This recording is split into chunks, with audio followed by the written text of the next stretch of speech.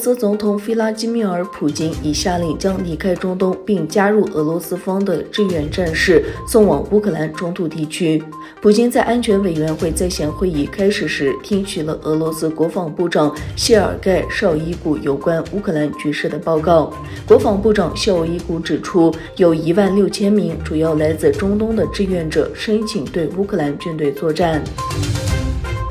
联合国安理会应俄罗斯要求召开紧急会议，讨论美国在乌克兰进行军事生物研究相关问题。联合国裁军事务高级代表钟满全在安理会会议中指出，联合国不知道在乌克兰任何生物武器计划。钟满全表示，像乌克兰战争的情况需要强化对生化武器的国际禁令。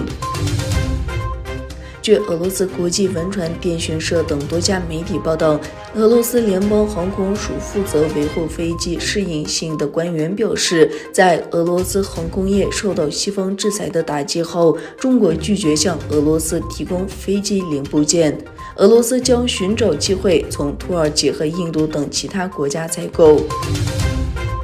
欧盟外交关系与安全政策高级代表何塞普·博雷尔在法国举行的欧盟领导人非正式峰会第2天会议前表示，他提议向乌克兰提供额外的5亿欧元军事支持。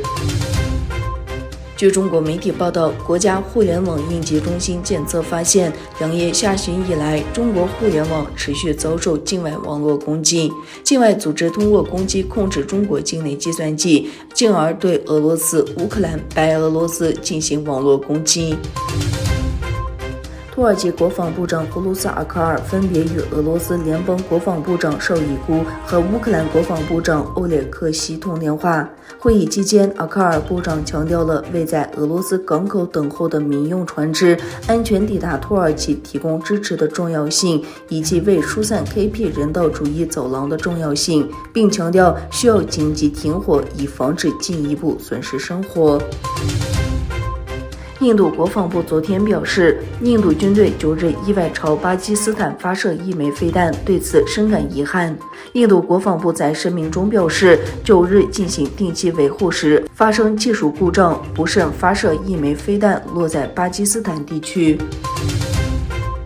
联合国人权事务高级专员巴切莱特5月将访问中国，期间并赴东突厥散参访。对此，中国外交部发言人赵立坚表示欢迎，并指双方正就具体安排进行协商。他强调，我们一贯反对个别国家利用此事进行政治操弄。